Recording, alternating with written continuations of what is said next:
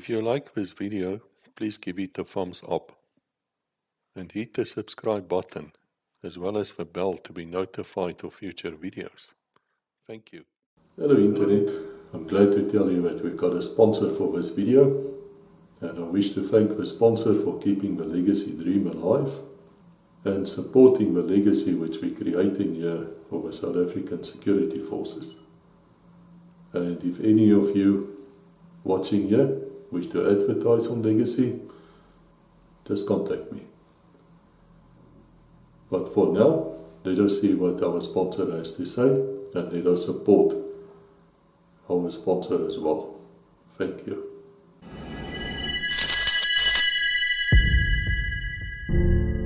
Ott Technologies is a global leader in the design, development, manufacturing, delivery and logistical support of protected vehicles. Established in 1980 in South Africa, we have built and supplied hundreds of specialized and remanufactured vehicles to UN-sanctioned peacekeeping missions, NGOs, contractors and governments. This includes support vehicles, mine-protected APCs and specialized police and military vehicles, all manufactured in our facilities in South Africa and in the United States. Our in-house engineering development and design division ensures that we aren't reliant on third parties or independent contractors and gives us the ability to react quickly and efficiently to our customers' requirements. Our vehicles are tested in controlled and real-life battle conditions, and protection claims are corroborated by independent third-party certifications. In an effort to expand an already lucrative menu of products and services, OTT acquired LMT Products and ADG Mobility to add new dimension to its already formidable offerings. LMT provides additional products and capabilities, and ADGM brings a class-leading capability in design and protection, specifically flat bottom mine protection. We offer global after-sales service, training and product support to our clients. Integrated lifecycle support and product lifecycle support is an integral part of our product support service and commitment to our customers. This can be tailored according to the need and requirement of each client. Commissioning of the vehicles and sign-over takes place at a location as prescribed by the client. The vehicles will be inspected and tested to ensure no transport damages. We ensure no longer available parts or NLA is supported and available by dedicated procurement members. The integrated parts catalog is provided to the client to order spares. We offer basic driver training, difficult terrain driving training or advanced drivers, maintenance training and logistics training. In order to receive a competence certificate, trainees must pass various theoretical and practical assessments. Our technicians can be deployed to assist our clients with maintenance, repair and in-service training. We offer technical and maintenance support for up to 1 year or periodic support as required. During the warranty period, our specialists will assist clients with suitable solutions, and clients use the feedback and failure report system. Our mobile workshop repair system is just one module of an entire system designed to support OTT's products in the field. The workshop is equipped with high-quality tools and machinery that provides for easy and user-friendly repair in the field. OTT enjoys a world-renowned reputation of excellence and battle-proven products that operate throughout the world.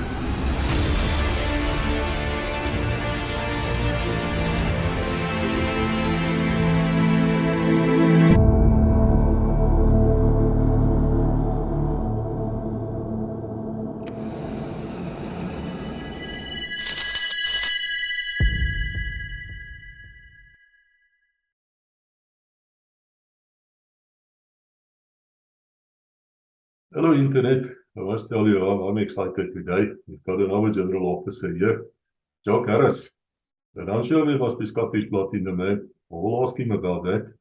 But he speaks Afrikaans, he speaks English, he speaks it fluently.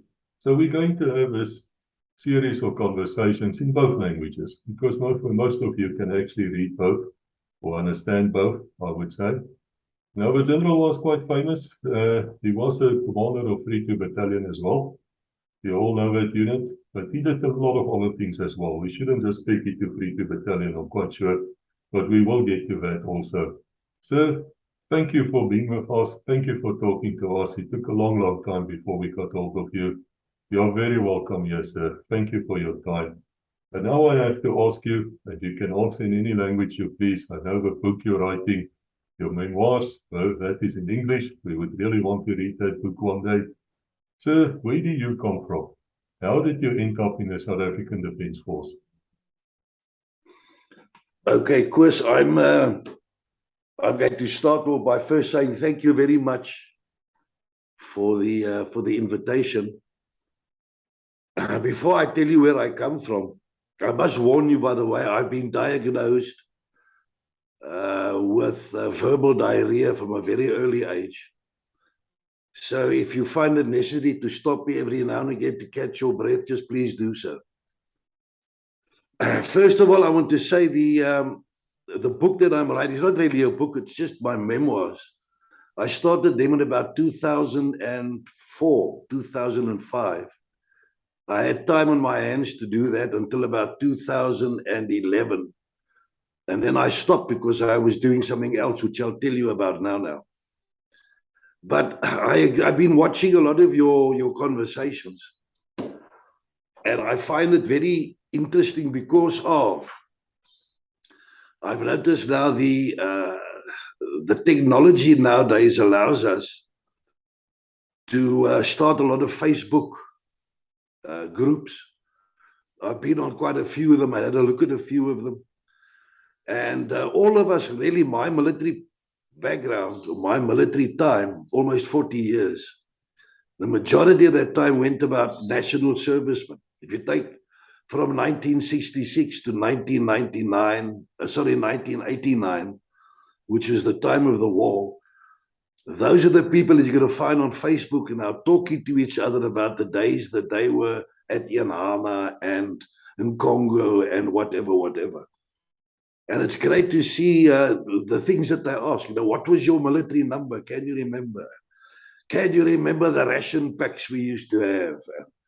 Can you remember the Bushman tractors that we used to have? And when we rode over a mine in the buffalo and that sort of thing. It's fascinating stuff. So what you're doing here is sort of getting all that stuff together in the legacy that I think we all deserve. Because if I'm not mistaken, we're one of the few defense forces, if not the only one in the world, where our soldiers aren't really, carried on the hands of the people that they defended. But that's beside the point. We leave it alone at that. So thank you for the invite. I have started, like I said, my memoirs, and I'm only going to be talking about, if you allow me to, in a few sessions, I'm only going to be talking about the following things. I'm not going to go into my school days and my musical career and my family trees and all that jazz.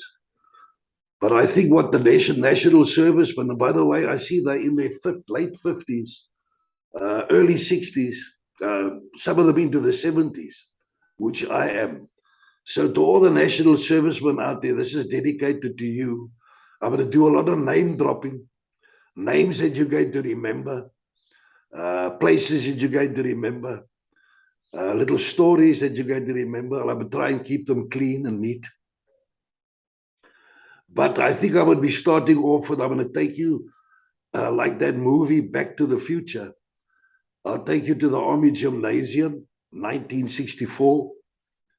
And then we'll go on a trip to 6th South African Infantry Battalion in Grahamstown from 1965 to 1967. The names that come out there are unbelievable. I'm not going to mention them now, but you'll catch up if you listen. And then from 67 to 1973, I was the founder member of the Danitron Combat School in Kimberley, where literally thousands of commando members, either national service commandos or commandos that came to the combat school for training. A lot of you are going to be remembering me, I hope.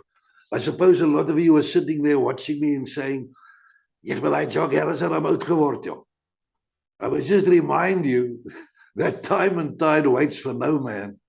So the way I look now, I'm sure you also look that way, but it's my turn to show you what I look like.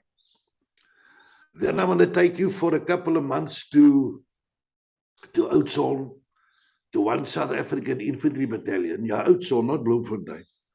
And I'm going to tell you how we actually moved one side from Oudtshoorn to Bloemfontein when they became a mechanized battalion. And then I had the honor of being at the infantry school for about 7 years. 3 commanders. I had 3 ranks there.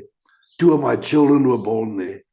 So a lot of you might be able to relate to the stories that I will tell you about them. And then I had my first command at 5 South African Infantry Battalion from 1981 to 1986. That was an amazing time. National service went by there, thousands, lots of stories.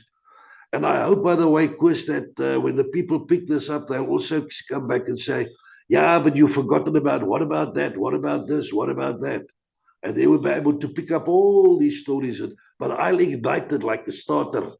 As ons braai het, jy moet so 'n startertjie laat jy is hy kool aan die brand kry.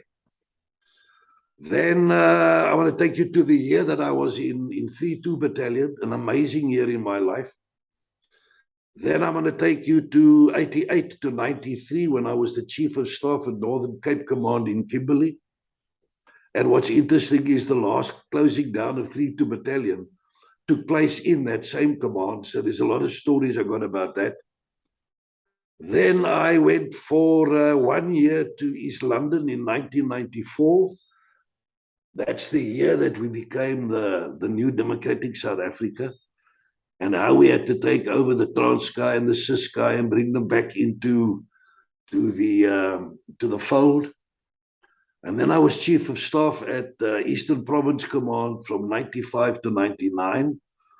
That was also a very interesting period of integration, unification, training the new guys, all 7 of the forces that formed the new National Defence Force. I was also involved with that. And then a bit of post-retirement, if you will allow me to. So there it is. I'm going to have a slip of water. You got anything to say, Chris? I have to say to you, sir, I'm quite interested in that move of one side to Bloemfontein, because I've heard from another general, and I don't want to lie, but I think it was General McGill, that one side actually took over the paratroopers' quarters or something and kicked them out. But I'm sure we'll get to that. Yeah. Okay, Chris, to start off with, I'm sending you a couple of photos. You could put them in as I speak. I'll number for them. We will talk about that later on. The first photo I want to send you is, it's 2 photos in one frame. The one is a black and white where I am a Lance Corporal in the Army Gymnasium in 1964 with my father standing next to me. And the colored photo next to it is where my father was invited to an Alamein weekend in Port Elizabeth, where I was already then a Brigadier General. And to see the difference between those 2 photos actually sums up my 35 years that I was in the Defence Force. After that, I took my package. They made me an offer I couldn't understand, so I took it. And then I started a tourist company called Shield Tours, which I ran until about 2010. And I also purchased a school. You'll see I'm actually sitting in one of the classrooms at the moment. I purchased this little school about 22 years ago. My daughter ran it for me until 2011. And then I've been here now, the principal and teaching, can you believe it, social sciences and English. And hopefully I'll be going on retirement in about a year or two's time when I think I've had enough. So that's sort of in a nutshell my whole story. But let's go back to the future quickly, like the movie does. My father, who I owe a lot to my military career to, Cecil Vincent Harris, he was born in 1922, and he died 4 years ago. at the age of 96. He was at school in Adelaide. I'll be sending you photos of this as well. And at the age of 16 or 17, remember, born in 1939, the Second World War broke out. He went and joined the Union Forces, or the UDF. He was slightly underage, but he got away with it. And he joined the sappers because his main topics at school was blacksmith and wagon building. So hy kom met sy hande werk. Ek het dit nie by hom geërf nie. Hierdie handjies is maar redelik rond. But he joined the army, and he was in the 23rd Road Company with his old buddy, Ott Johannes Hendrik Bosch, which is my uncle. And after the war, when they came back, my uncle introduced my father to his sister, my mother. Love at first sight, and the rest is history. He sit deel van die geskiedenis. He also went and he was first with the 8th Army. He tells me the story. It's all in these memoirs of mine. Tells me the story of how he left on the Nova Scotia, which was, or the Nova Scotia as a ship, up the east coast of Africa, through the Red Sea to Cairo. Took part in the 8th Army shenanigans in Africa. Was at Alamein, which he can still explain to you like it's out of fashion, or he could when he was alive. And then he came back. They did retraining, and then he went back up again. He actually flew back to Cairo. Took them 4 days to get to Cairo in the Dakota, or the vomit comet, as they used to call it, the Kotskoets. I think they slept over the first night in Nairobi, and then another place, and then Khartoum, and then they landed in Egypt, in Cairo. Then they went across with the 6th Div, when General Clark went in from the south into Italy. And that was his story. I've got, by the way, I've got his medals. And if I read them quickly, you'll see that the first one is, he got a star. It's the 1939, 1945 star. And then he's got the 1939, what is this? The Star of Africa. Then he's got the Star of Italy. And then he's got the Defense Medal. And then there's one in here which I can't find out what it is. And the last one is the Africa Service Medal. So this was my dad's contribution, if we talk batters military. And I haven't worn it yet, because you feel like you're being a bit windgat when you do. But I'm going to take him to a parade in November this year. I'm taking the old man with me, because then I'm allowed to wear it on the other side. And that, of course, catches everybody's eyes. You weet, wie is hierdie windgat en waar kom hy vandaan? But that's beside the point. Now, the two of them, my Uncle Ockert and my father, gave me this book, which is called 9 Flames. Now, there's a story between the flames of the gunners and the flames of the sappers. I won't go into that now. But they wrote in front of me, they wrote here, as old sappers, we want to be remembered. Signed, O Heer A. Bosch, jou oom, and Vincent Harris, jou pa. And we wish you a successful military career, Valtuin, because my uncle used to call me Valtuin. My other uncle also had a donkey on the farm called Valtuin, so it's 10-1 where that came from. And that is where they came. So the old man came back from the war and married my mother. They married on the 12th of January. I don't think I must tell you the story. And I was born on the 9th of September, 1946. And when I got a little bit older, I said to him, Dad, that's about 3 days short of 9 months.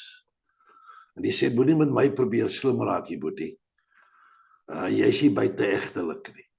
So that's what I can remember about him. Now, a lot of people in Port Elizabeth might not know this. I think a lot of the moths know this. But I'm going to read this piece out of my book, or the memoirs. The British had built a transit camp just outside Port Elizabeth at a place called Craddock Place. It's still there. Baie arm gebied nou. After World War II, General Jan Smuts had identified numerous venues in the Union that was to be used to house returning servicemen and their families, allowing them to find their feet and employment whilst paying a minimum rent. Craddock Place was one of these venues. It consisted of about 150 small cottages, a central mess area, a primary school, and sporting facilities. Years later, a new residential area was built around it called North Downs, and even later, the two areas became one suburb called Algoa Park. And that's where I spent my first 11 years. Koos, ek praat te veel, moet ek 'n bietjie stop. Okay, now I've written a lot of things here about these ex-servicemen that came back. Remember, they're youngsters. My dad was 23 when I was born. They didn't have any counseling after 5 years in war. They came back seeing what they had seen. I can remember they used to have excessive social gatherings and singings. And we used to, in that little village, it's still there. I had to take my old man there often before he died, because he used to have a lot of memories of Craddock Place. And I can remember us going there, or living there for those 11 years, and doing so many things. My memories of Craddock Place are still very vivid. The comradeship of the returning servicemen, their mess evenings, and at times their excessive socializing remains family stories to this day. Now, I told you I'm going to be doing name dropping because somewhere along the line, somebody might be watching this and say, I remember that name. My father's rugby photos used to play for North Downs. He used to play for the wing, on the wing, left wing. There were names like Bunny Douglas, and Neville Perry, and Ian Lawson, and Arthur Desfontaine, and the like of them are still in my possession. My earlier school days at Craddock Place Primary under the competent leadership of Clary Wood are still so vivid. Many years later, I was given a school photo of our sub B class by Terence Gush. Now, a lot of guys are going to say Terry Gush. Yeah, Sergeant Major Gush. I think he ended off in the Defence Force as the Group Sergeant Major of Group 32 in Graafrenet, still alive and kicking. He later accompanied me to the Army Gymnasium and served with me in a military career spanning almost 40 decades. Now, on this photo, which I'm glad I'm going to send now, I won't send you the photo because you can't see it nicely. But on this photo, by the way, this was taken at the Clary Wood School here in the early 1950s. And this little oukie sitting down here looking hoog die donder in is yours truly. Maybe I will send you this photo. But the guy next to him there is a guy by the name of Mr. Vermaak. Now, he might also be watching this. This Mr. Vermaak, when my son Kenneth, I wanted him to go to Marlow Agricultural School in Craddock. And I was asked, my wife and I, Ina, we were asked to go for an interview. And who was there to interview me? Mr. Vermaak, the little guy I just showed you now that sat next to me. I'm not sure if he's still alive. But after I told him about this photo and he had a look at it, he said for me, nee, wat meneer, jou seun is enige tyd welkom by Marlow. And that's how my son got to Marlow Agricultural School for his last 5 years. As kids, there were quite a few of us being born into this vibrant community, by the way. We would play in small gangs, each with a leader in the surrounding thick bush. Decades later, that same bush would become Galvindale and Cleary Park, where the colored community was relocated to after the forced removals from South End in the 60s. Those gangs still continue, but only more violently. I mean, the gang setups you find in Port Elizabeth nowadays are becoming almost uncontrollable. And to think that we used to play as little gangs there in the 1950s is actually quite scary. And so we could go on with this lot. We used to watch the PE 200 motorcycle race around the Bethelsdorp salt pans on the 1st of January every year. We used to commemorate Guy Fawkes on the 5th of November of each year with Moorse bonfires, Roman candles, skyrockets and crackers, and so on and so forth. So, of course, there it is. I was born on the 9th of September, 1946, and I stayed there in that Craddock place. It was in actual fact a moth camp, if you want to put it that way.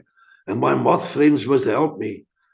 I can't find the name of the moth shallow that they all belong to in Craddock Place. And the name Crown and Anchor shallow rings a bell. Anybody who picks this up might get hold of me and say it was or it wasn't.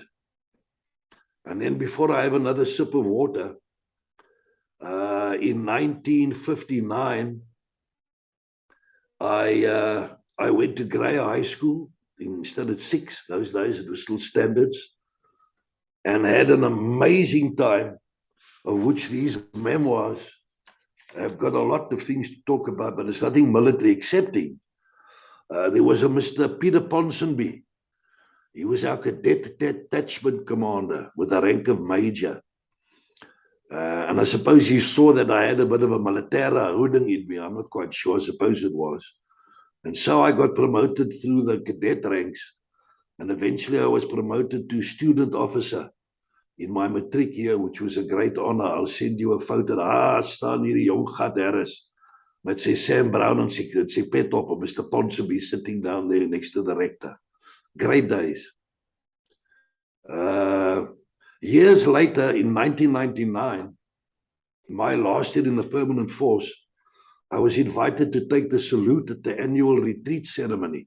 Now, Grey, by the way, was those years one of the few schools that still are, that still give the retreat ceremony and the trooping of the colour each year, which is amazing. Grey with their own colours too, obviously. And ek weet daar's ouens wat sê, "God, hy praat net oor grey. And how do you know when somebody went to Grey? They tell you. So I've told you I was at Grey, so windgat of nie." But it was a great honor having taken the salute at the annual retreat ceremony. And Malcolm Kinghorn, we were still serving them, suggested that we all wear the old grey tie with our military uniforms, which we did for that occasion, and it looked bloody smart, I must say. I'll send you a photo of Malcolm Kinghorn and I that were at Grey, the only ones that went to the Army Gymnasium, and how we looked 35 years later with our grey ties with a military museum. I don't think there's very, very many of them around. And so this goes on. Before I take you to the Army Gymnasium, I want to tell you the following out of my family trees. Earlier, when I started this, I had my grandfather and my great-grandfather and my great-great-grandfather's names, and one of them was in the military. And I got hold of an organization called Ancestry. They're based in London. And I sent them these things, and they came back. It cost me about £12, I think, those days, or £9. And they came back with a following about I must always get this right, my great-great-great-grandfather. This was his background. Edward Richer Everett was born in March 1851 at 40 Sandy Land in the parish of St. Peter in Wisbeck in Cambridgeshire in England to Richard and Hannah, and she was near Richey. He had 4 sisters and 3 brothers. Now here comes the military side. Edward enlisted in April 1873 and was posted to the 2nd 24th Foot. He was transferred to the 1st 24th Foot in October 1873 and given the brigade number 25 Bravo /28. He was promoted to corporal in April 1875. He was awarded the South African Medal 1987 to 79 with a clasp for 77, 78, 79. It's not known when he married Frances Maria, or her maiden name was unknown, or Emma she was referred to by her family. His regiment came to South Africa, that's now the 1st 24th Foot, and took part in, amongst the others, the 9th Frontier War, which I will talk about much later on, in 1877. The regiment was then involved in the Zulu War, and Edward, my great-great-great-grandfather, was killed in the famous Battle of Isildwana, where his regiment was virtually wiped out on the 22nd of January 1879. Slukkie water.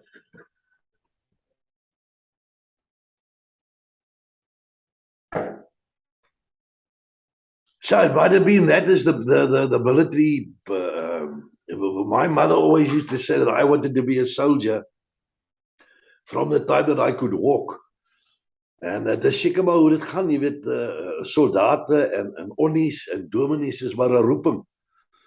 Ons het beslis nie dit gaan doen om ryk te word nie. Maar ek moet sê daai van ons wat meegemaak het, wat ons meegemaak het, het baie ryk aan die kant uitgekom. Nie noodwendig geld nie, maar the memories are just unreal. So that's the background of that. Now, I don't know if there's anything you want to talk about, Koos, because time-wise, we're looking at what now? Half an hour? Yes, we're looking at about half an hour. I just want to ask, were your father involved in Tobruk when the surrender took place, or did he somehow escape? Because I have a great uncle, my father's uncle, who actually won the military cross there. He broke out with his men and walked out. No, he wasn't. Remember, he was in the sappers, so they were further back at that stage. But I got an uncle, my mother's eldest brother. Remember this Okkie I'm talking about, who introduced my father to my mother, is his youngest brother. Now, the eldest brother, Piet Bosch, that was their name, B-O-S-C-H, Duitse afkomst. Piet Bosch was taken prisoner at Tobruk. And he landed up in Germany, and was there for 5 years, the rest of the war, where he worked in a cement factory, at Piet my altyd vertel. And he was only married to Tannie Leni for about 6 months before he went to war. So when he came back after 5 years to say, toe moes hulle weer van voor af begin vry. Jy weet, hulle het nie mekaar nie eens geken nie. They had to court again from the word go. But I'm going to refer to him a little bit later on, Piet Bosch. I'll refer to him a little bit later on when I come to the Army Gymnasium side of it all. So I'm almost ready now to go to the Army Gymnasium if you are. Okay, I'm going to read some of this. And I hope it's not going to put anybody to sleep. But this is what I put my effort into a couple of years ago. So the facts should still be quite accurate. All right, here we go. Army Gymnasium, Pretoria, 1964. To bring that period of time into perspective, that's the year that Nelson Mandela was in Pretoria, where we were, just down the road, where he was sent on life imprisonment. Him and the other famous 6 of the Rivonia trial that you can remember. But I was not called up for national service after completing matric in 1963. Let me stop there. 1963 means next year is my 60th matric reunion. Volgende jaar, 2023. Scary. In those days, the ballot system existed, calling up every fourth white male to do 9 months of national service. If you were not balloted, you could apply to be called up as a volunteer, which I did. Somewhere in 1963, I received my call-up papers to report to the Army Gymnasium in Voortrekkerhoogte, Pretoria, on the 12th of January 1964. Towards the end of 1964, or 63 rather, I had to report to the Prince Alfred's Guard. They got another name now. For the typical army medical, you get coughing and goeters in the lepel and running on the spot and so on. Your call-up papers in those days also indicated the regiment that you would be allocated to after completion of your national service. So there it was. Number 6307495, Rifleman K.V. Harris, 1st City Regiment, Grahamstown. That's where I would have gone to if I had to carry on with camps and not join the army or the permanent force. Malcolm Kinghorn and I were the only 2 volunteers from Grey to join the throng on the Port Elizabeth station. Suitcase gepak, washing powder, starch, electric iron, which I've still got, by the way. Boot polish and a variety of brushes and toiletries and gatons. I remember in those days we used to say I said to my mom and my sister, you don't cry at the station. Because I've got to go by train. I've got to go now to Pretoria and live with these oaks. And if you're going to be crying, then I know that I'm going to hear the rest of it. But there it was. Off we went, a very uneventful journey. And we arrived at the station in Pretoria, where we were met by a conglomeration of screaming corporals in uniform, directing us to a variety of vehicles outside the station. I remember the old World War II GSTC, General Service Troop Carrier, so Fort Rock, with a sail. Jy moet hom gedouble clutch het as jy hom ry. They were standing outside there. Toe was hy moer so hoog goed as die hemelbesems, the Marmon Harrington. Jy het gesukkel omdat jy bly die trommel bo op daai ding toe kom, and eventually you got used to it. The hemelbesems, there was a couple of centiweights. And of course, there were a few of the New Bedford trucks, a conglomeration of trucks outside there. And the 2 striped corporals who attended the servicemen around me were Corporal Jack Pierce and Yaris van Jaarsveld. There comes the name dropping. They're going to say, vragtig. Ja, Jack Pierce was ook 'n kameraal op sy dae. En Koos Poseidon, jy het groot Koos gehad en jy het klein Bes gehad. And they were all there to take us to the Army Gymnasium. Just quickly about the Army Gymnasium, if you're interested. That started in Voortrekkerhoogte in Roberts Heights during the war. And I think today it's called Tabachwane. That had the aim of training selected servicemen as junior leaders. And according to Umjori, Colonel L.E. Jordan, who we lost to COVID earlier this year, no, late last year, I can't remember. He was one of the first that went to the Army Gymnasium in 1950, the first intake. Now, if these things are incorrect, please do let me know so I can fix them up on this one. But Umjori told us that just 100 servicemen reported for training. The gym then catered for all the arms of the service, for Air Force, Navy, the works. And in 1950, the badge that I also had when I got to the Army Gymnasium still had the cannon on it, the anchor, and something with, I think, some other wings. It's still on there. You'll see it on I'm going to send you a photo of it anyway. But after the 1950s, during the 1950s, the Army Gymnasium went to Swartkop, and the Navy Gymnasium went down to Saldanha Bay, just north of Cape Town. But the badge that I wore in 1964 still depicted the three together. And interestingly, Umjori also told me, and I might be wrong, Jan Breitenbach, if you're looking at this, he said that you were also with him as the first intake of the Army Gymnasium in 1950. So Jan, asseblief laat my weet of hy feite reg is of nie. There it was. Commandant Tarater Blanche was the officer commanding. Here comes the name dropping. W01 George Haynes was the RSM.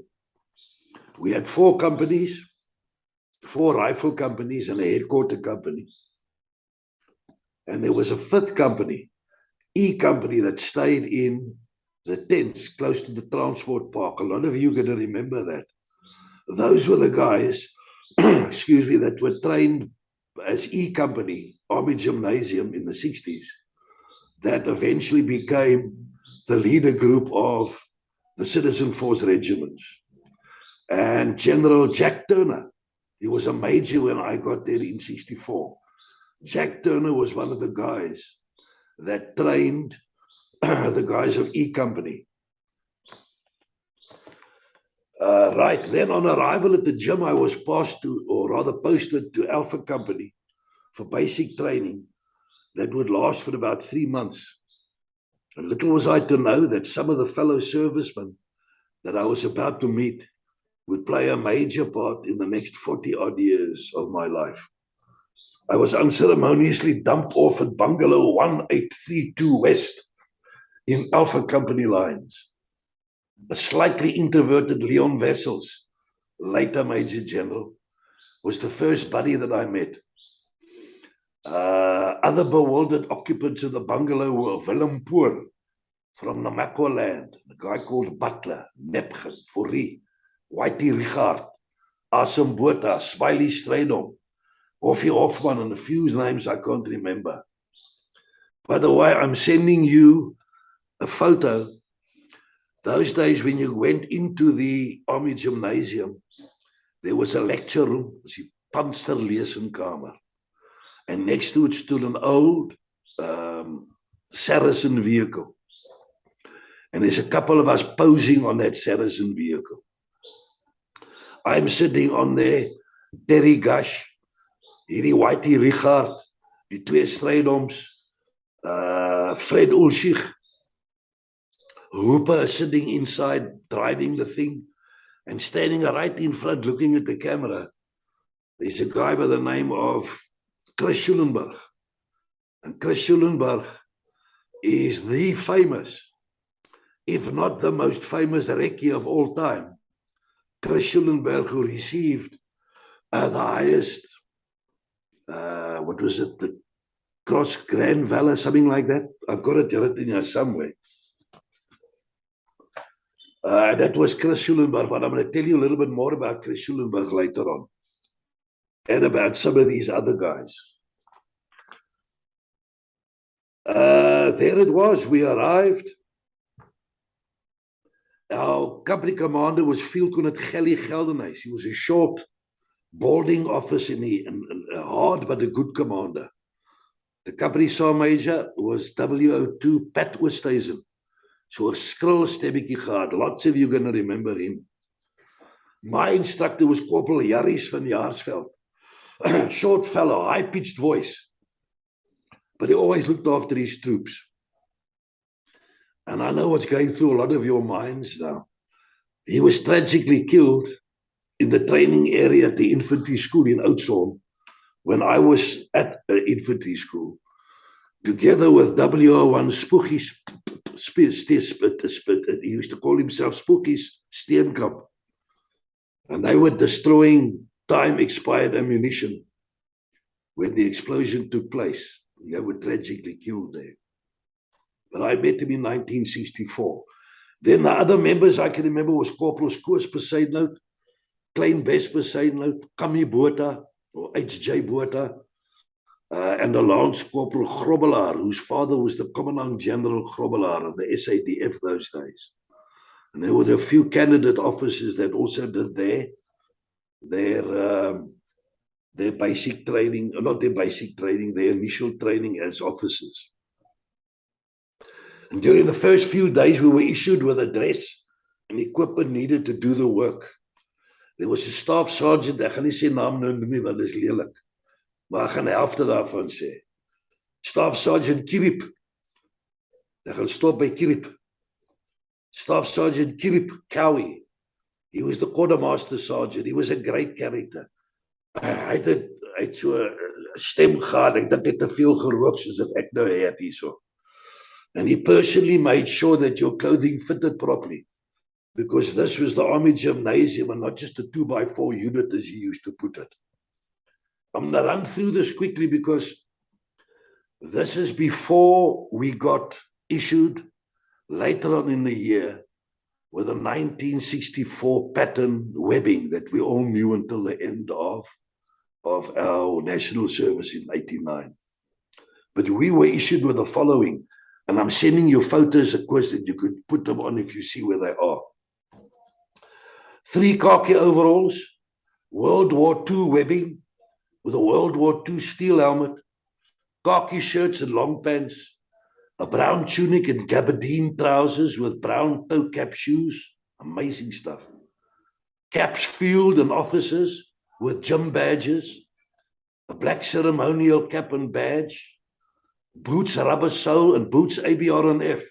That was Army Brown rank and file. That's what ABR&F stood for.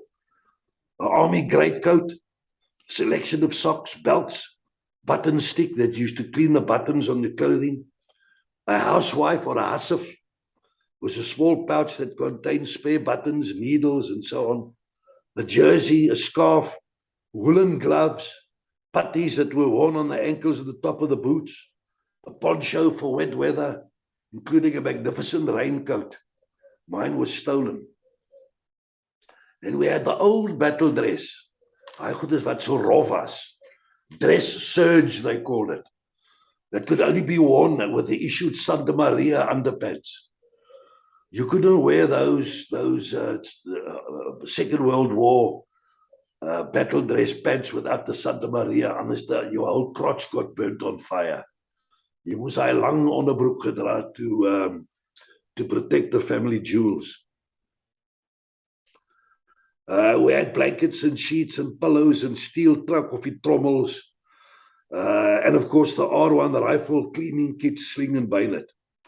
We were paid 50 cents a day.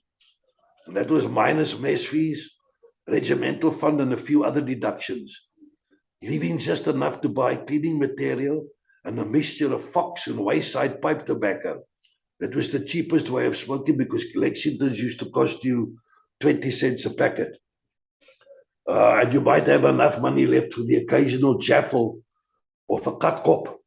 A katkop and a coke. A katkop was what's it now called a bunny chow that you could buy out. It's a hollowed half loaf filled with curry mince that you could buy at the tuck shop run by Tanny Nell and her 2 daughters. Yeah, great memories. And so started the dreaded basic training. Cadets had played a major role in preparing us for the real thing, but the immediate introduction to the lack of sleep and the continuous physical action and the sheer pace of a normal day was breathtaking in more ways than one. Getting used to new clothing, military traditions, language, and of course the inevitable homesickness was starting to force us into a team of young men. Feeling very sorry for ourselves, by the way. Niemand in my meer liefie. This was the start of breaking down and building up of boys being forged into men. I was only 17, but I could feel myself growing physically as each day went by. Daily and weekly inspections, drill, physical training, field craft lectures, matters military, kept us so busy that the 3 months ended as abruptly as it started. Then followed the selection process for junior leaders. And those of us in all the companies who indicated that we were interested in enlisting in the permanent force, or those that had the makings of becoming a junior leader in their citizen force regiments, were all allocated to Alpha Company. Nou, kos ek weet hierdie vir die ouens wat nie daar was, jy gaan sê, ja, but there's a few of them sitting watching this, and say, ek onthou die Santa Maria's. Ek onthou vir Koos en ek onthou vir Kamabote, ek hou hulle goed. And those guys must be my age now and a little bit older. And then I must possibly just stop here and just tell you why I think national servicemen are going to find this interesting. About 3 years ago, just mark where I stopped. About 3 years ago, I get a WhatsApp from a guy called Archie Henderson. Hi, Archie, if you're watching. And Archie said to me, he actually sent me a photo on WhatsApp of an etching of myself in the 32 Battalion museum at the Johannesburg Military Museum. And he said, is this you? I got your number from somebody. Is this you? Because you were assistant field corner. That's a one, Papa. We come into that now. In Grahamstown in 1965. Is this you? So I answered him, and we had a long discussion with each other. Eventually, and I remember the name Archie Henderson actually rang a bell somewhere, because you can't remember everybody that you worked with. That's impossible. But when I Googled him, I saw that this is Archie Henderson, who was the sports editor of the Sunday Times, a great journalist. And at the time that we spoke to each other about 3 years ago, he was also writing books, military. So I thought I'd share that with you, because it's the Archie Hendersons that can relate to what I'm saying here now. They can relate to the names. They can relate to the places. And they can relate to the little anecdotes that we talk about. So Archie, this one's for you. I'm not at 5SAI yet. Me and my time machine is still in 1964 in the Army Gymnasium. Now, I hope this is not going to take too long, of course, but then I want to suggest that I stop after this one. I'm just going to highlight some of them, and then we can carry on with 1965, when I joined the permanent force. But I'm just going to highlight some of the stuff out there now. I can remember when we started off in A Company, the names that we had there. Malcolm Kinghorn was with us. He also wanted to join the permanent force. Fred Ulschich, we're going to talk about him. By the way, I'm sending you a photo that was taken during training in a place that I'll refer to on later on, just after a rainstorm, where the four of us are standing, myself, Malcolm Kinghorn, Fred Ulschich, and Paul Strubel, standing looking very, very sorry for ourselves.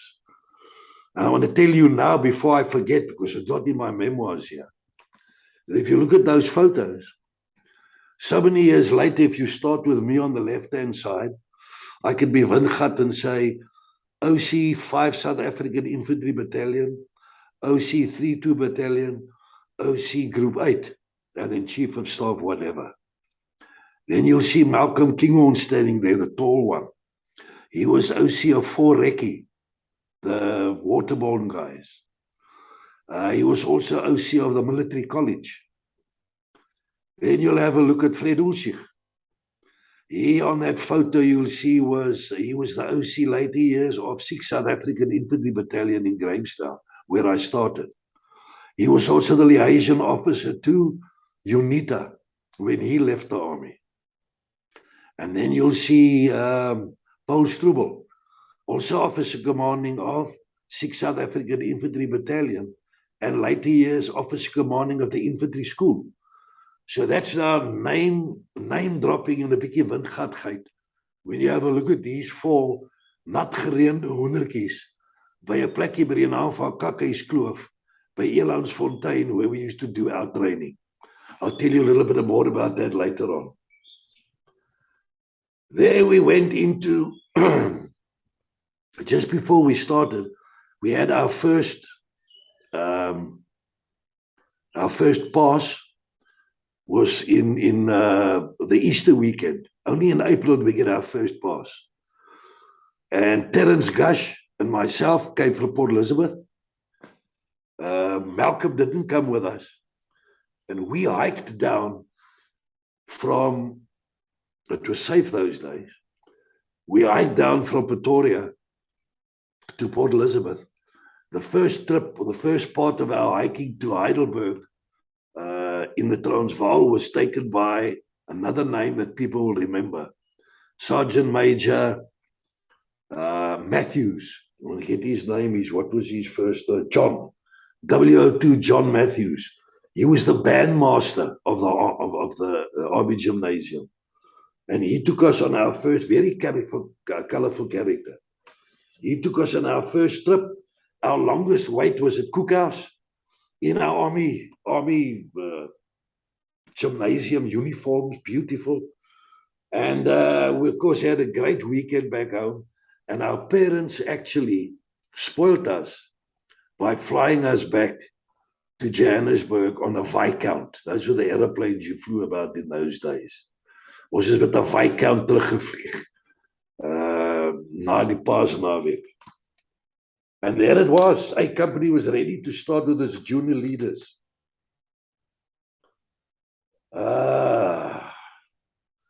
Those years, the basic training had hammered certain drills or skills into us. Our reaction to commands was sharpened by the continuous squadron rifle drill, at which we had become very adept. Each company in the gym had its own guard of honor. 96 men, officers, and NCOs would be trained in such complicated parades as the trooping of the colour and the retreat ceremonies. Parades were held every month at the neighbouring Northern Transvaal Command headquarters and selected venues around Pretoria. I was fortunate to be in A Company's guard, black ceremonial cap and all. Somerset was the official mascot of the Army Gymnasium. He was a Shetland pony. He was terrified of the RSM, George Haynes, but eintlik net sulke hande gehad het. En as Somerset net op 'n parade effens wil beweeg en sê hy RSM, Somerset, dan staan hy perd en bewe, want hy weet nou kom 'n bunch of fives. Those are things I will also always remember. And then, of course, your Saturday night preparing for Friday nights reporting or preparing for Saturday's big inspections. Each one of us had a big wooden chest of drawers, and those were bound to perfection. You had linoleum floors. You walked around on taxis. I'm just taking these out. There's much more to it. The taxis used to be packed in a trommel outside the door. Taxis were pieces of old blanket that you need daai linoleum kan vuil maak with your boots. The bungalows had a fine layer of blue gravel dust outside. And each bungalow had a hard broom to level the gravel to perfection.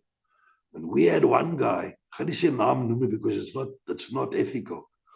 Hy het maar so een keer elke week wou hy nou eintlik stort. En hierdie ouetjie kon jy nou nader, jy kon hom proe. En toe maak ons hom nou reg. Dat hy selfe harde besems, wat ons die grys buitekant gereg gemaak het. En ons hom so net een keer, het ons hom stort toe gevat. En met daai harde besem behoorlike stort gegee. Totdat ons sien die bloed begin nou loop, en dit was die einde van, ek gaan nie sy naam nie, maar sy voornaam was Vuil iets. Maar hy was nie meer vuil daarna nie. That's a little anecdote so I can remember. Then I remember the varkpanne, en die balsakke, en die dixies. And the regimental times going to look at movies in the big hangar. And then we used to do a strange thing. The bathrooms had about 8 showers in it, let's say 8 toilets, and about 20, 20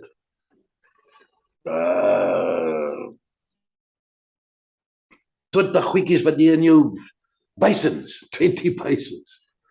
And we used to take, when we got bored, we used to take toilet paper and fill up all the doors on both sides of these toilets.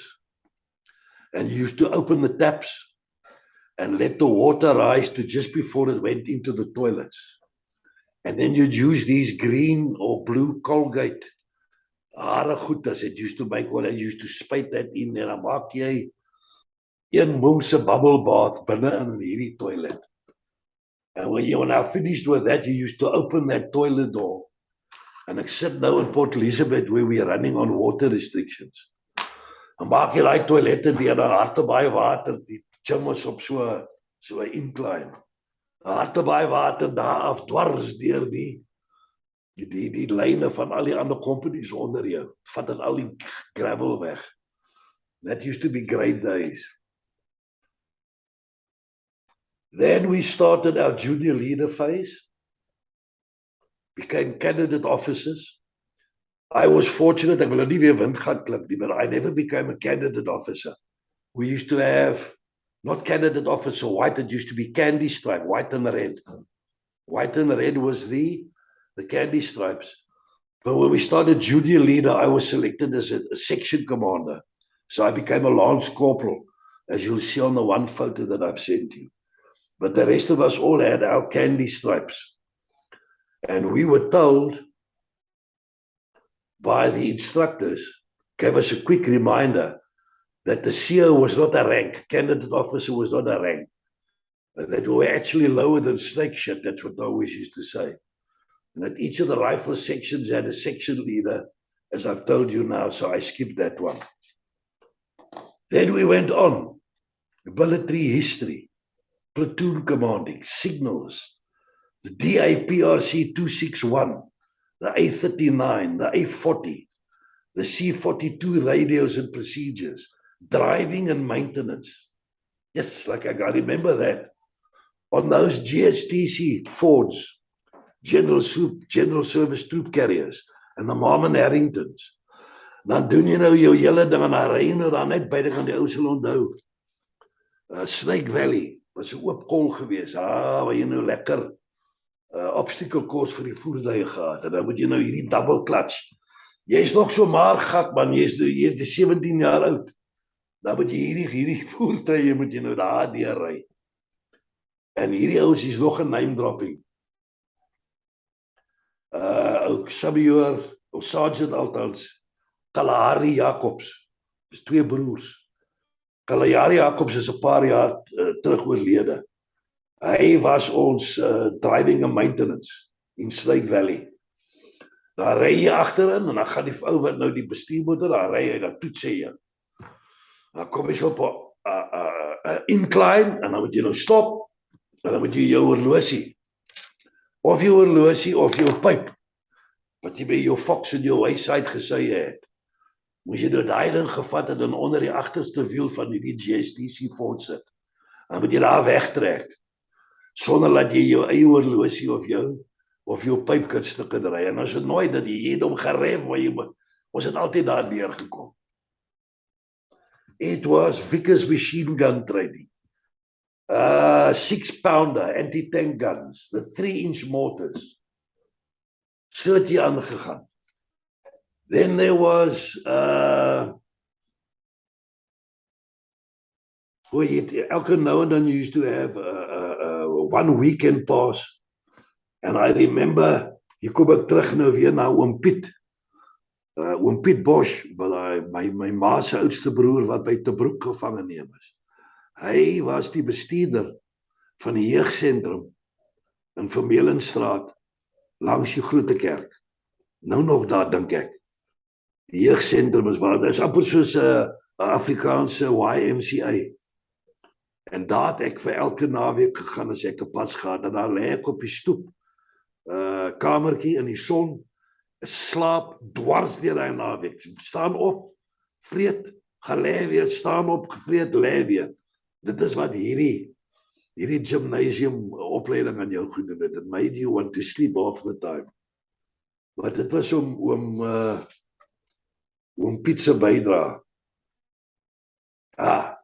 I'm coming towards the end of our little talk, by the way. 1964 in October, the 3 gymnasia gave a military tattoo, excuse me, at the Wanderers Stadium in Johannesburg. And we, the Army Gymnasium, had to form, all 800 of us, had to form a cannon, Obviously the Air Force had to do something wings-wise, and the Navy had to do an anchor. And let me read to you here what we used to do here.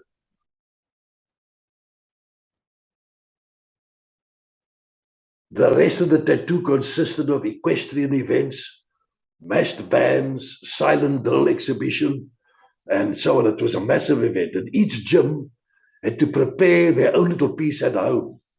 In other words, the Navy did their thing in Saldanha, the Air Force prepared their thing just across the road at Swartkops, and we did it there at the Army gym. Each gym had to prepare their own. The oaks from the gym will remember this. We used to call it boom boom. Boom boom, because that's how it started with a bass drum. Boom boom, boom boom. 1 en 2 en 3 en 4 en 1 in jou mouwer in. But the point I want to make is, before the 3 gyms got together on the parade ground, all 800 of us had to now, in absolute togetherness, absolute military precision. If you made one mistake, 1 down. If one of those 800 made a mistake, 2 down, till you got to 3. Then you had to take your rifle and run with your rifle above their head. They'll remember this, they know the gym. From the parade ground up to Jan Kempjeuvel, around the water tower and back again. And then you start again. Boom, boom, boom, boom. And you donor and 1 and 2. And just before the other gyms joined us, it was the final one. Not one mistake. And unfortunately, it did happen. And they warned us. You make one mistake, mass punishment for all of you. Around that Jan Kempjeuvel, those that know Pretoria, down over the golf course, up there towards Iskor, where the headquarters of Iskor was, up onto the Iskor Hill. From the Iskor Hill, we had to run all the way down to the Voortrekker Hoogte graveyard, all the way back. It took us about 3 hours of mass punishment with military police and you name it. But after that one, not one mistake. Then the Navy joined us, and they stayed with us for about 3 weeks in the big hangar at our Army Gymnasium. And for those 3 weeks, the 3 gymnasia got together on our parade ground, and we did this. It was just amazing. Just amazing. It started off with, and in die begin was daar lig, laat daar lig wees, and all the lights would come on. Until the signal didn't get the lights proper, Staaf Nel. En toe die ou geskree, Staaf Nel, waar is die donderse ligte? En dan staan hy met die generator en begin ons weer van voor. Wonderful, wonderful days. And so it went on. There was guard duties that used to take. And then came Elandsfontein that I was talking to you about.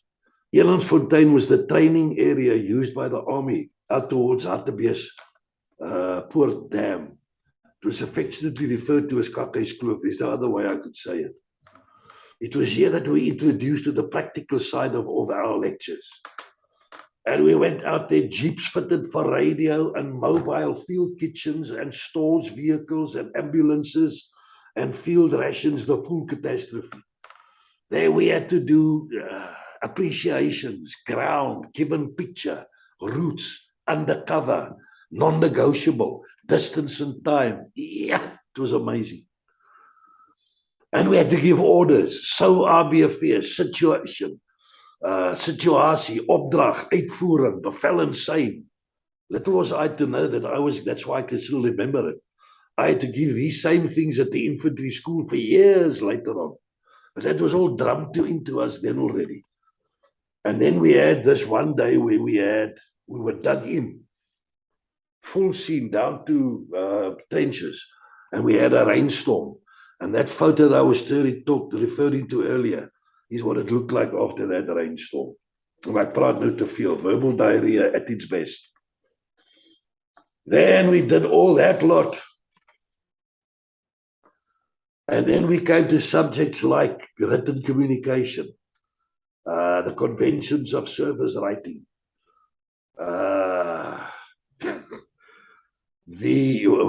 an officer's formal dinner looks like.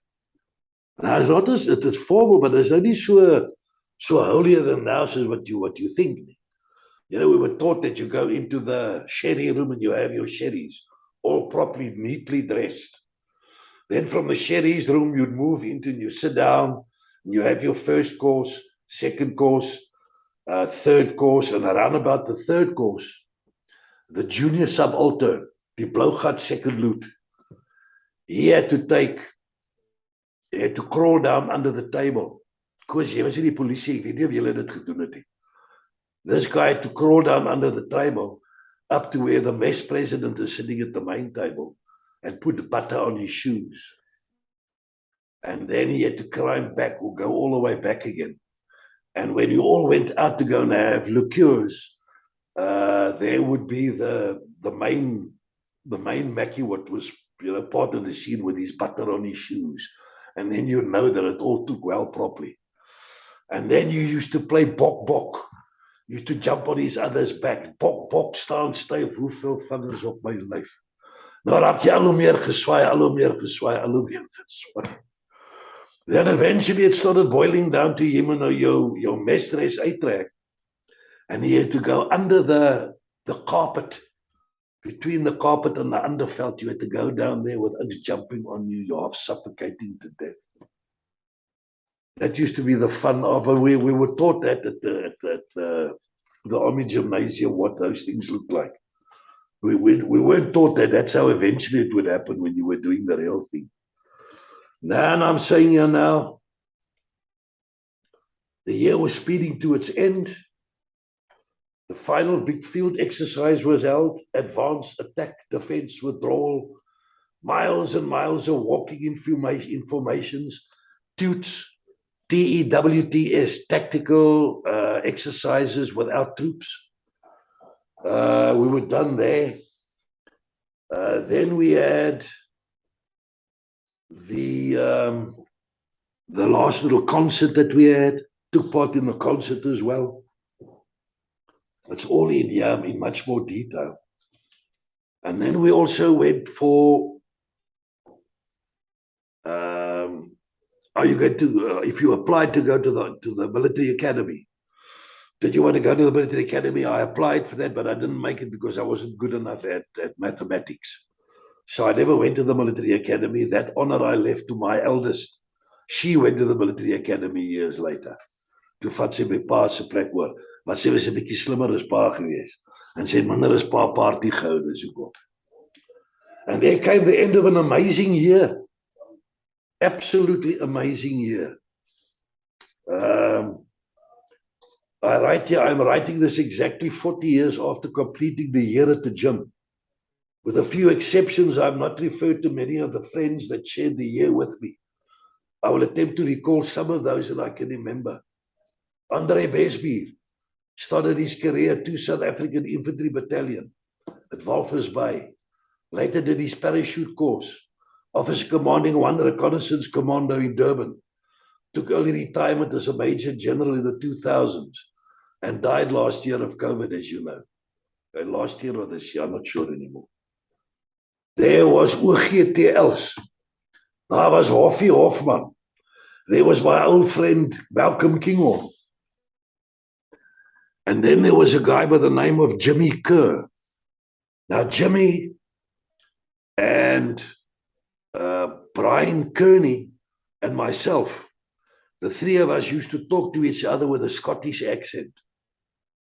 How's it, mate? You're right, and that sort of thing, And we were referred to as the three Jocks. And that's where I got my name. I'm actually Kenneth Vincent. A Jock comes from 1964 until now. Even my family and my grandchildren call me Jock. Jimmy Kerr, who's Jock Kerr, also joined the army. He then went to 42 Flight, which was the Army's own reconnaissance air wing in Potchefstroom. And from there he went to join the Air Force. And unfortunately, Jock, or Jimmy, was killed in an Impala doing night exercises a few years later. What happened to Jock Kearney, I can't remember. He didn't join the army, so I don't know what happened to him. But that's where the Jock comes from. Then I went home and sat around there waiting to see if I was going to be accepted into the permanent force or not. I actually went to work at the Berries Corner bottle store, just up from General Motors, Jerry Port Elizabeth. On a Friday afternoon, used to pack something like 500 bottles of ship sherry for the workers that came out of General Motors to do their thing. And then, and I write it in capital letters here, the letter arrived. I had been accepted to serve in the South African Army in the Infantry Corps on a 3-year short-term contract, posted to 6th South African Infantry Battalion in Grahamstown as an assistant field cornet, so 1 pippa, on the annual salary of 1,480 Rand. This amounted to about 123 Rand per month, which was a bloody fortune. It was the end of February 1965, and I had to report to 5SAI on the 4th of March. So there it was. Number PX 57517. PX was short service. Assistant Field Cornet Kenneth Vincent Harris, South African Infantry Corps, ready for action, sir. En nou is ek opgepraat. I must tell you, sir, this is probably a great honor, a really great honor to listen to you. I've enjoyed this so much. And I can see the General is frowning here, he doesn't believe me, but I'm telling you, sir, this is fantastic to hear these things. But I want to ask you something, because the men of my age were called up for national service, and you people were already officers at that stage, you were experienced soldiers. And they would arrive at the station with girlfriend and mom and everyone and crying and so, but they weren't dressed that neatly, sir. They had like jeans and a shirt or whatever you had on. Am I correct if I say in 1964 you would have been wearing a tie when you reported at the station? Absolutely. Later on, I'll tell you a story. As jy nie gat vol raak vir my by daai tyd nie. I shall compare that day when Malcolm Kingon and I left, telling our parents you don't cry. My dad had his collar and tie on with his, it's written here somewhere, with his blazer and his 24-inch bottom and black toe cap shoes. We went there with a blazer on, with a tie on. And that's how you got to the station when Jack Pearson got hold of you. And I can remember when I was OC 5SAI, and I'll get there too in my memoirs when I get there, that you compare what it used to look like then. The oaks from Durban used to go to the station with sy lang hare and sy hang 10 t-shirt and sy strykyster, hy gaan nou army toe. And you watch them come in there 2 o'clock in the morning, -4 degrees. Compared to, because 5SAI used to take the Durbanites and some of the Free Stateites. The Free State ook is daar aangekom het. Short back and sides. Hy dra 'n suit met 'n das en hy het 'n suitcase met 'n donderse strap om. En hy groet jou en hy sê môre oom, my pa stuur groete. My pa sê jy moet my donder as ek vir oom moeilikheid gee. So that was the difference between, ek is baie lief, by the way, for the national servicemen of Natal. That was but I'm going to talk a lot about it when I get to 5SAI. Amazing people. But that was the difference between the hangtenners and die Vrystaaters met die strap om die suitcase, jy weet. Ek kan vir jy sê, daar was in die polisie 'n regsverboede Nou dit is Ja. vir mense wat nou nie miskien verstaan die regstaal nie, maar dit beteken jy dink 'n ou skuldig nog voor hy skuldig is. Daar's 'n regsvermoede gewees teen iemand van Durban af. Because I can tell you, sir, there was ever somebody making trouble in a platoon, and all of you paying for that, it would be the guy from there. But they were wonderful fellows. They were free-spirited and they were quite fit. And Absolutely. they were great people, just great people. But Oh, now, ons het nog baie gesels oor hulle. Hey man. And actually, like I said in the beginning, Chris, national service stopped in what, about 89? And I still had another, 10 years to go. But 3/4 of my military career, I've dedicated to the national service, man. Yeah. And you want to hear what they say, you would see what they're saying on these Facebook things. It's stupidity. And they ask questions like, was it necessary? And look where we are now. And I think we'll get to that a little bit later on if you give me another couple of times to talk to you. no, surely, sir, we're going to do that. But I must tell you this. I've been listening to the army and to people talking on the show for a year now. And I am fantastically impressed by what the army produced.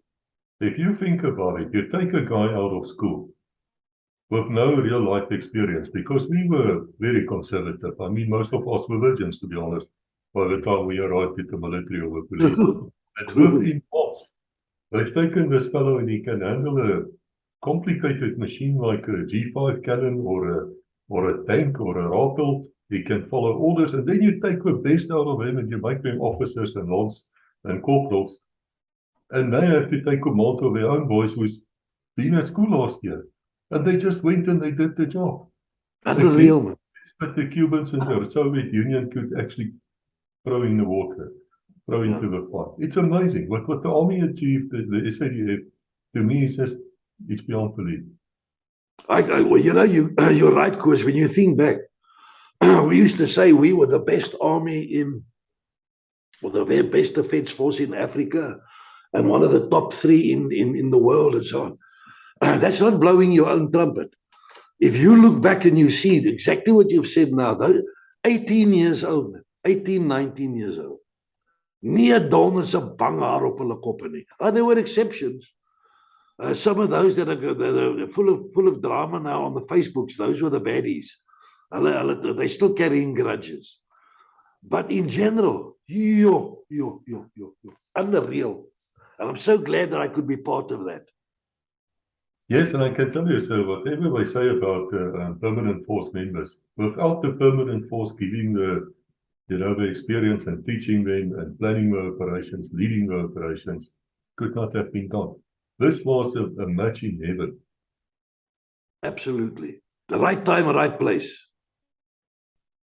But now I have to ask you, sir, you're not perhaps familiar of that freedom fighter who planted the bomb at the Johannesburg station, a guy called No, I went into my family tree, and funny enough, I was watching waar gaan die donders en John uitkom. But he wasn't. You'll remember the stories. I'm going to tell it now. There's only 3 Harrises that came to South Africa. I'm not going to go through that story.